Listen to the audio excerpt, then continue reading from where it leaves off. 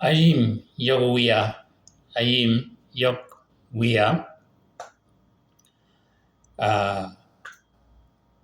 ba wor me mir char o ba wor me nyudiyin kini tiam kala karebin ke jwak wuna kut mi ori wet min dok chol ba me de pio ke yuan kini pedun au muki ya ke pe didi dok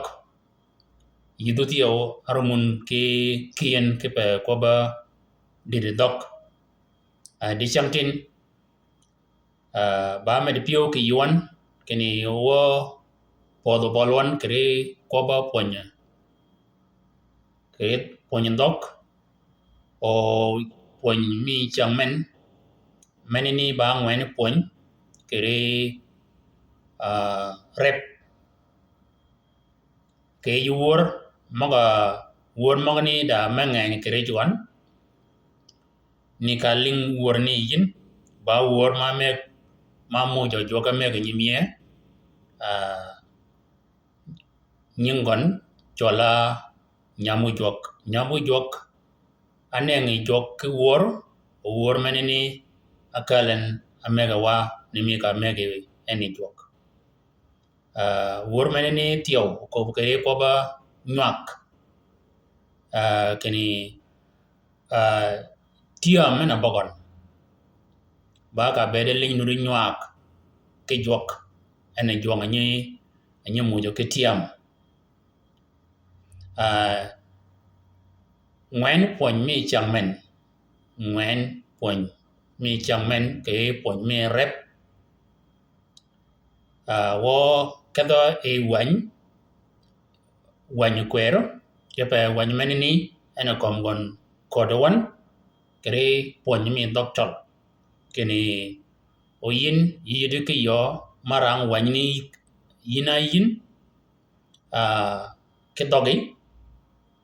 o gindwa bede pergotego ke jirumi chet baken bangdam meno gok ke berdog menini o odido jimaga kiel a odido nyoli da yin kri yin da mena ari ngani yin ki bo chol ari ngani yin ki banya chol o mogni bagen tiyo amit boltonga ke pe odog menini ko ngajok ke bed mi kon gina chiben ke bed mi kon baken kologo ko chol kologo ko panya chol gina yen baken ko chol ke nya chol ke dog mek kologo nya chol menini a o chol menini tede kom dok ma pa dok chol mongin mawi o ko ke gon amenini ba yo mena megi jok rum maga megi jok mena akor gon dok bene rum maga ni tiyo gena dami gina go gen abar yo gi pin ke pa ko ba kor dok ba kwanya kwaj go jok keni wen dom jok ke pa ko barang wany kwer ke dok tol kwaj mi go menini alo go jok di chang ade merangon wany kwer di chang tin ke dok tol enudi pe ke pin ke bol jal pon o pon ke dok tol ke tielo gwet o pon ke ram ginini actual yen ki jok ame ki jok ke pa jok ena muj tielo gwet mo dok o jok kere ena muj dok tiyo le ye mi gon ke ge yemena chi ben e je bede me ke ko bi nyok mi go ke di maga kiel jamni gario kare bogon gena domi adi me yodi di changtin keni wanyurangen ke dokchol ayodi okobo ke dokchol ka ji mauti onye bede banga keni dokchol ayodi yen ke kanyango dokchol adiden ke kanyango ongo en ba nyachol mai gon ke wi gon gaba chol nudo opinyo ji keni dokchol adidi yin ke kany amena ponyi ke dokchol de gok mena gogo ka kanyini ba ki beri keni juanga mujo ki luang kini wanyo menini rang ke dokchol juanga mujo ki luang kini o dok akoren kirun piradak ayanga en yanga kaleji maba ko ba ke dongani jongni no nangin ke luang tiyo wakadwa e yipon mi chamen okot men rugien ba kidario de kologi doga ngajiken raja marep ma rep ka kiel ma kal kidogot menene ni tara we dagin marep o menene ni ba yot men anenen da kid mare batio menene cha nyundo kre dojrep jamane ni ngaja o chugi nen ba kid maban de kid magani ke pegi genen ngani me kanen ge yin pade kida kiel achanga nene kwar achanga nene yuni ni yin dagin ma rep ka kiel o ganakal ginaneno yin kawangi ke changmen ke daga point Jacob keni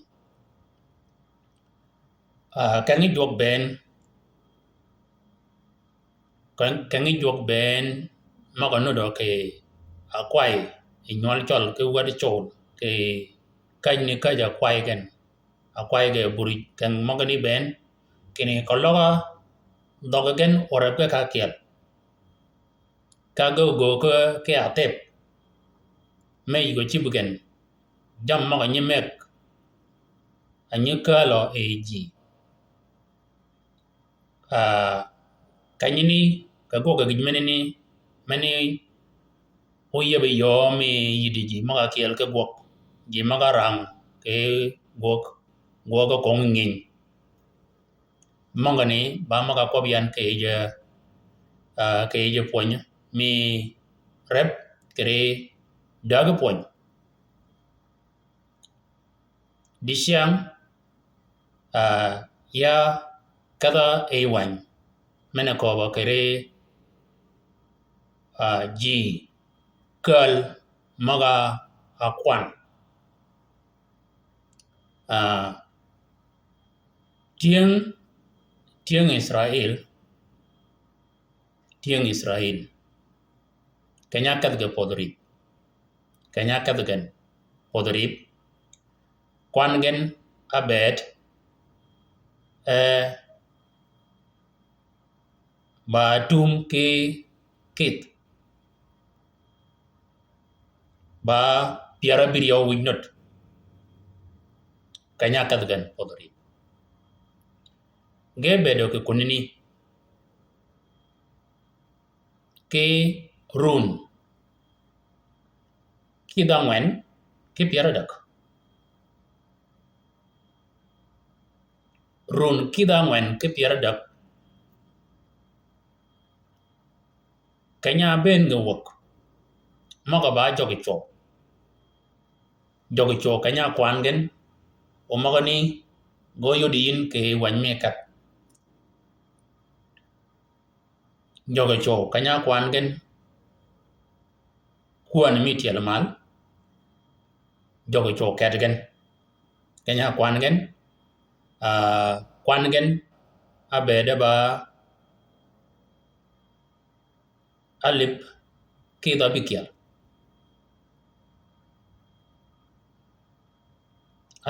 bikial mogani ko logi ba dog e yuan o moga komien yudin kay yuan me kat gwet piaru dario kwan piaru dario kwan piara dak wida brio menene ba kwaniji ke kanyini je chiga kwan jogo chowa kwan kedigen tiengaman kioton nudo ke kwan menene ba kwan menenut aba gwedo ke iwan ke kanyini anan le kologa idogere pak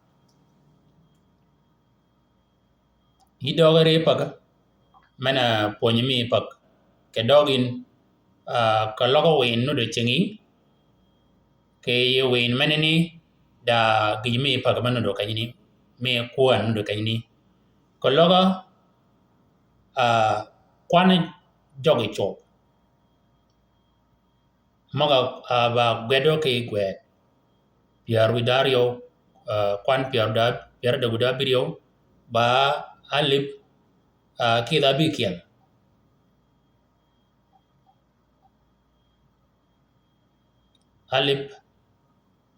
kida bikiel ka pangin ke kam run kida ngwen ke piara dak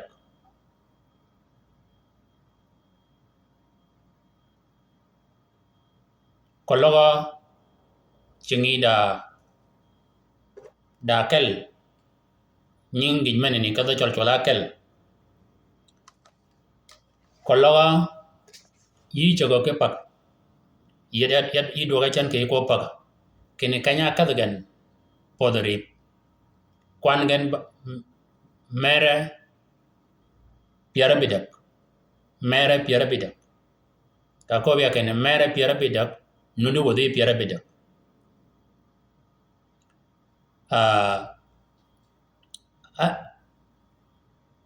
alip kit abikial ka pangi ke kamurun ka pangi ke kalerun maga bergen ke podri o yodi yin kene jogi cho maga anyol maga donge nen ke run magne ben runakial cha goga alip ke kida dak ke piara bingwen wida bit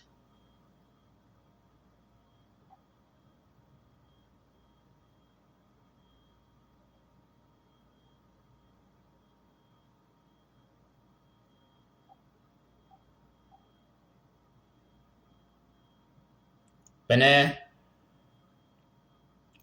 runa kiel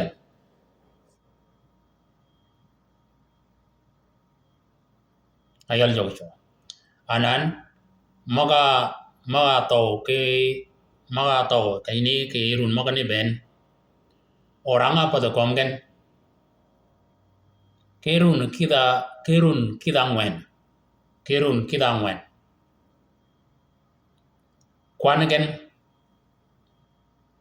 kwangen maga biwo ke penyini ba kit halim kita bikia ba jok cho kergen anan men ayangen podri o ge maga ke run piarangwen ge yang odar run piarangwen mokani kakadin kere wanyame kwan wet piara riau wida bikel kwan piara bikel wida dak pidi piara bikel wida bit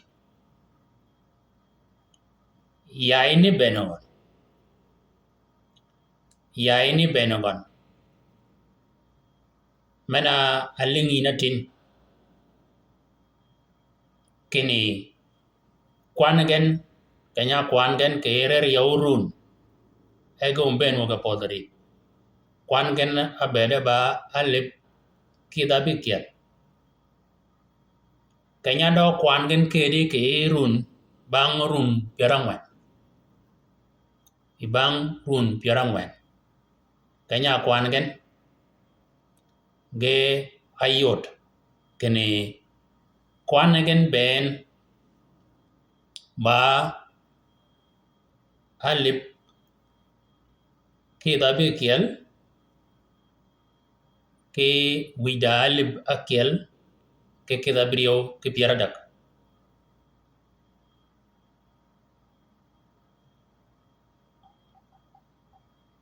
manene bango ba kanya kwange ege umwadingo bangrun piarangwen alip kita bikel wida alip ke kita brio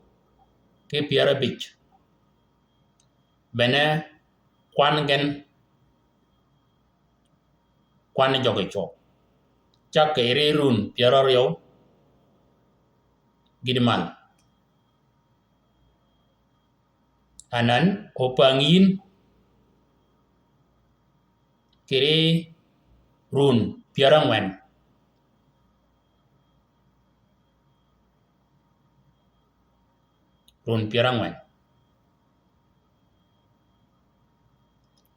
yanan an darep udah kanya kwangen o kuan menini chagani kuan menini yola gol nyala ba nyal duang yola nyala chola roben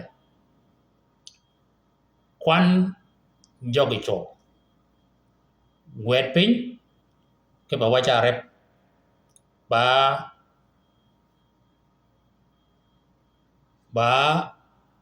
alip piarangwan wida dak ke kita brio ke piara dak alip piara dak piarangwan wida dak ke kita brio ke piara dak menini bagol roben nyala ba kai jal dong menini ayol Jacob ayol Yagob rebe goleni ke nyala bangon kwangen ba alip piara riyo wida ariyo ke kida ariyo anan rep jegerep kini alip piara ngwen wida dak ke kida biriyo ke piara dak karebi karib alip piara riyo wida ariyo ke alip piara riyo wida ariyo ke kida ariyo anan keladi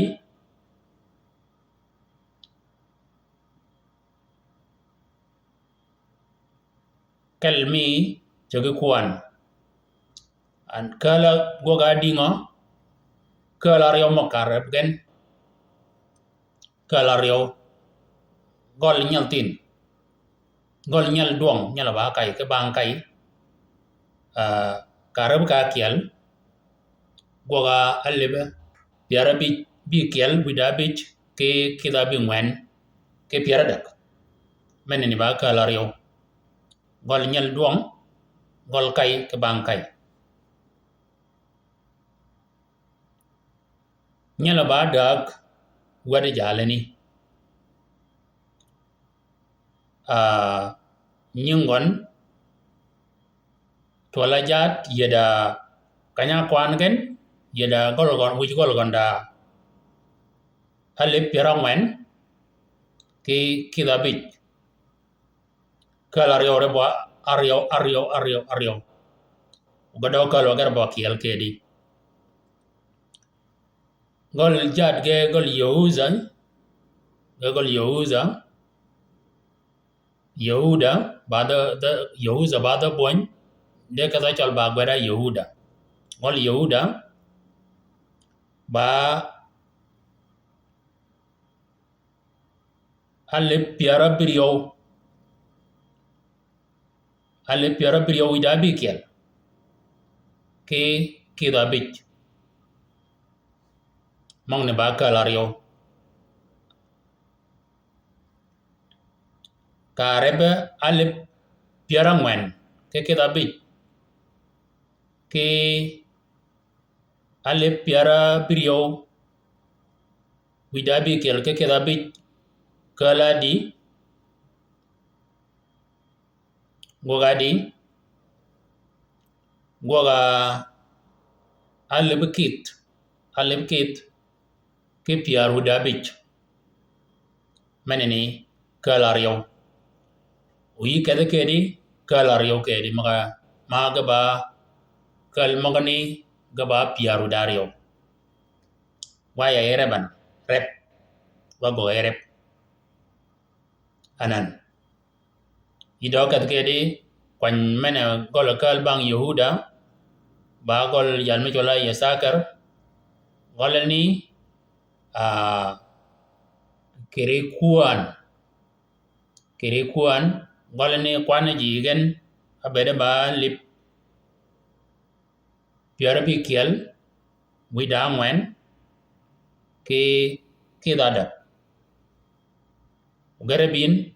ke kola bangon ayola bi kiel word yeda alip piara bi kiel ke da bich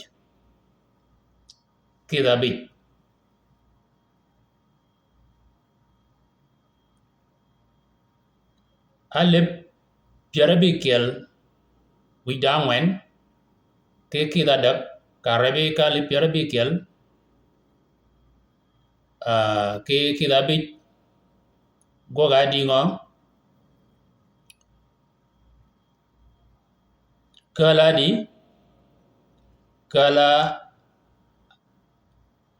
alebekit ke piara riyo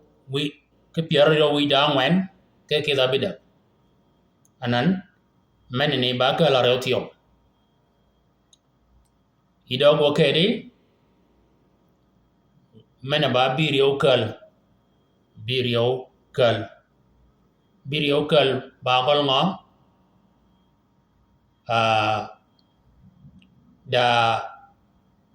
da nyel me chola wade Yosef Joseph ayolo mer kedo chol yako kene na nying menot kologa nyari wade jua ke nying magano do ke tuba kologa do jua wade kene wade jua ke nying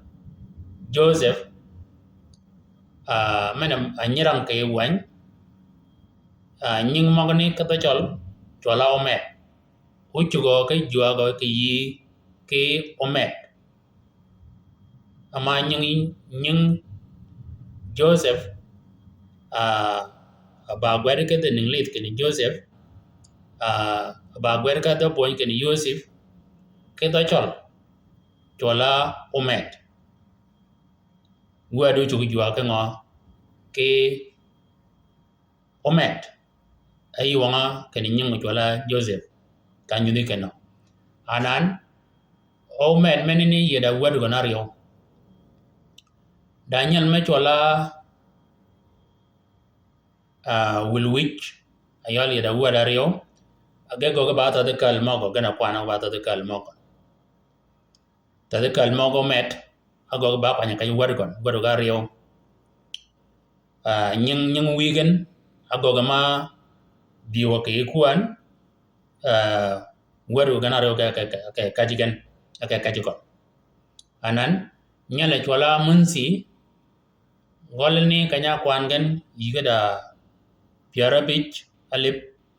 piarabich dario ke da birio Karabi ke gol nyale chola frama angoleni ejugon ayoda ba alibe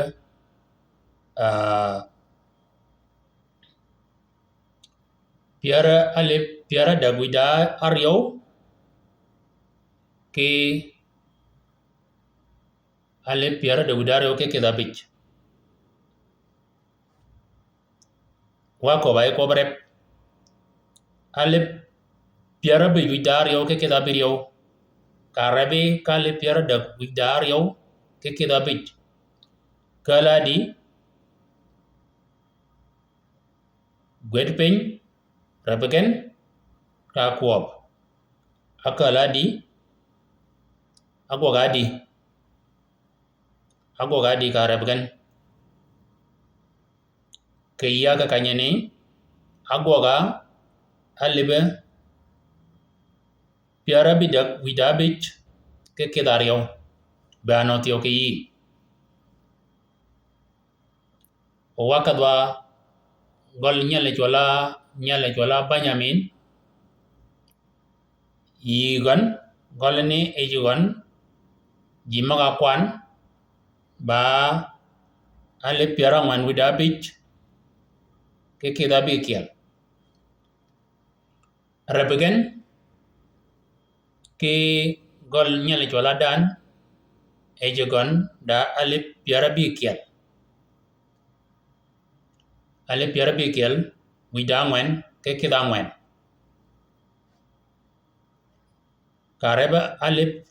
piara ngwen widabich ke kedabikiel ke alip piara bikiel widangwen ke kedangwen gwagadi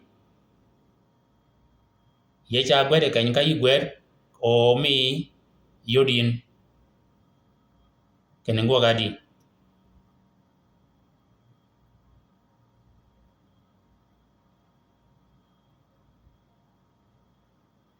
kala alip kit ke piar agwagen alip kit ke piar anan wa donga ba kala rio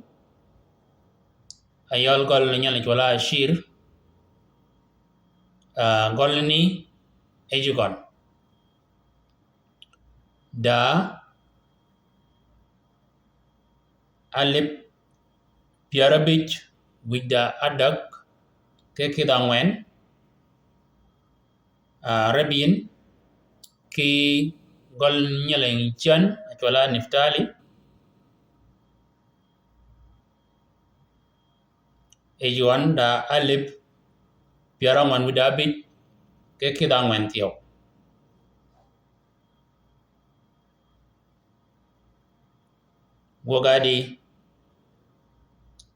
goga alip piara bi ngwen wida bich ke kida bidak anan kwan kel mok ben oga lunyi kerep ka kiel kedi ka doga kerep ben ene kel gaba gwede pen ke wan mene ba wan per mene no chingi kini kwan ga ben ba alib kida bi kiel wida kiel ke kida brio ke piara dak mene ni ba kuan ba rep mene wiya yin ogwag yin kath eji wanyini ka gol jal dong mene ni ba kada daga wichukon da man ngonar yow o man magne ganar yow da ba ma bere no dokaken jalni ke bere yeda man gaba ngwen anan man magne ga ngwen bang ganar yow ge go gaba wika yiga da nyolgen ge chola ba wade bang mago mango ayola nyana ji edward nyo ke nyana aruji ago ga yeda manaryo ke manaryo ma kwana ba gaba kya deke che bede ba manangwan anano yulu nyikat word maga nyolo man maga ba abere ba bang manangon go kwanin o garebin gaba dingo o word maga kal wichi chiko nyan duong ke nyan tin o garebin o ga yodi ke chan kene kwan gan badi mene ni kal ko rep o ga mene nyol imagani ba ken led o yodi yin kene runa bedegan ege yanga ondar ke runa bedegan ege yanga podrip kwan gen kanya ben ge podrip ha bedere ge medegen o kanya yanga odar kwan gen regen amedegen ka manok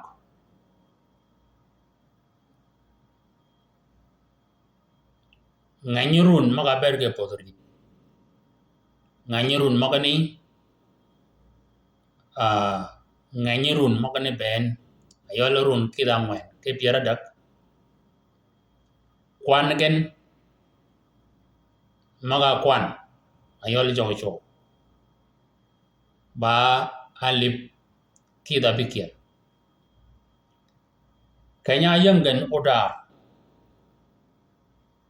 kanya wango odar ke kwan odar magani ke yodarani ke bang run piara ngwen kwan gen abet aba alip kit abikiel wida kiel ke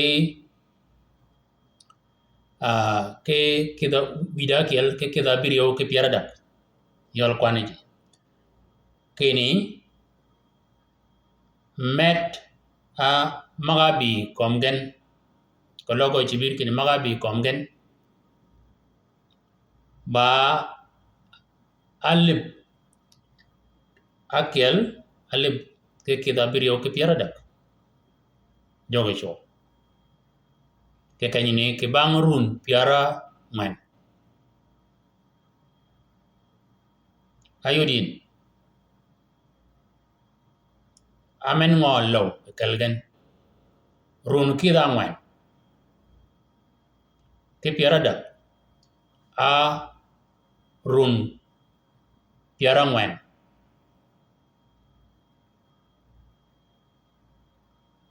ke run kida ngwen ge bere ge kwaje jok ge yoga ko jok run kida ngwen ke piara dak ge bere ge yoga ko jok ge ne chi yok run piara ngwen ge bere ge cha gony ge gony ka jok ge gony ka jok ge cha wer ge cha tide kop ke jok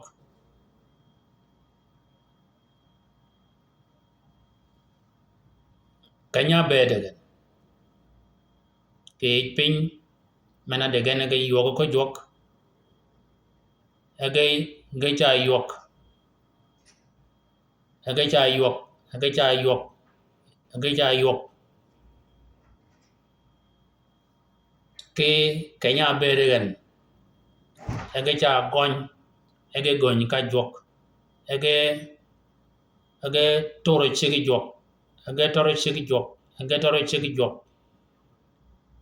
ke kanya ni chi ka yot kene ango abede ban ge biwo ke penyi rib kwangen ba alibe ki da bi kiel ge ke do wok ke peny mena berigan ke run piarangwan le dog moni kram manini ba ke be ponye mi kwan ba pony mi gogurum go ke yedurum anan run kida ngwen ke piara dak aberge podri ge kat e kwangen ba piara biriyo winnot kererun kida ngwen mogne ben jia biwo ke ponen e podri panini kwangen moga kwan ayol joge cho ayige de kal ba alib kida bikiel ma kwan Musa anan moga lunyo kwan ibang un piarangwan e Musa keke wa Aron kanya lunge kwan ji moga nut chakererun piara riyo anan kanya lunge kwan tiyo ba alib kida bikiel wida kiel ke kida biriyo ke piara dak anan kanyi amen ngo alo mana bege cha yok ko jok ana kwan go ngain a mana bere ke cha gony ke jok men ba run kida ngwan ke piara dak o men ba dua run piara ngwan kadigen kererun piara ngwan Paul mi jok kan ke Paul ge chama jok ge cha gony ke jok ge cha wer che ge jok ba midgen ge cha mo jok ke tiet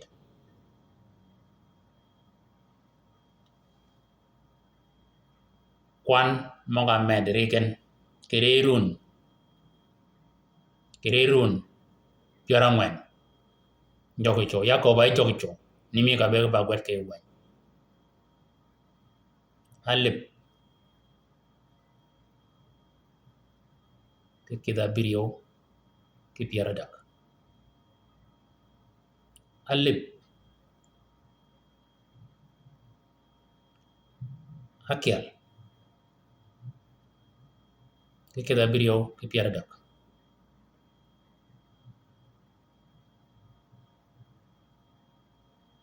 kere ji maga ko ba ke ben go ga ko kene kwan gam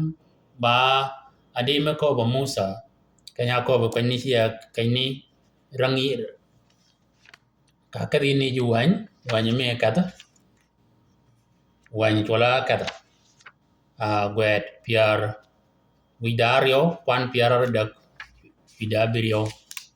kere wanyami kada kwan piara dak wida biryo kanyini we rangyin kanyini ji maga kada wok ke pajmene chola Ramsis aga pajmi chola sukut de bere ba alip kida bikel jogo ma kada wok ganyi jogo ni gena tied Musa gena gony gen ada jamagir maga chop kai bet bigan ponyo mene ni ba ke pongo bere no de ke kanyani ke pa kwan ke rep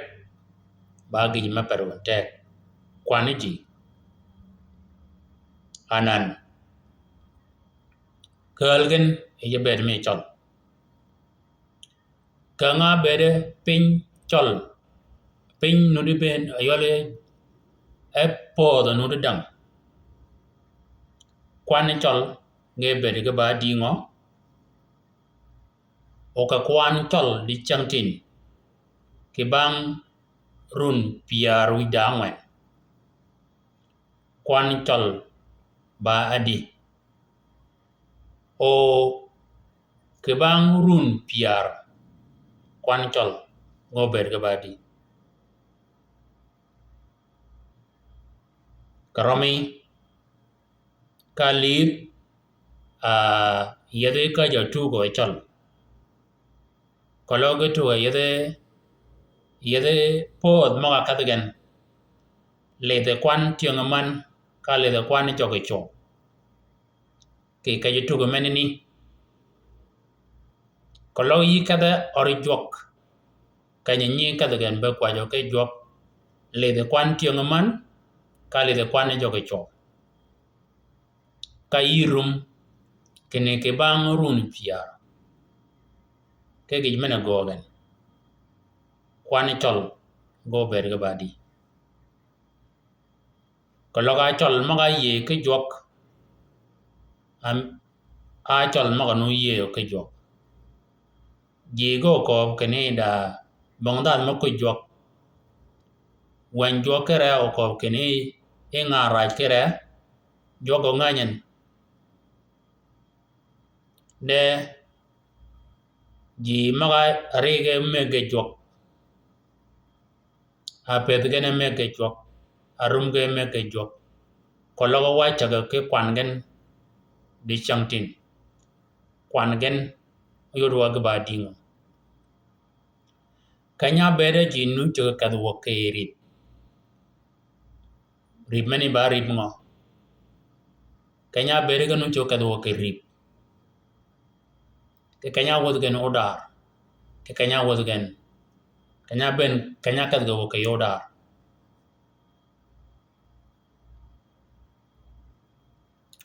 wo chung kany de yadwa di ko kene rebba gi ñu pergote dagi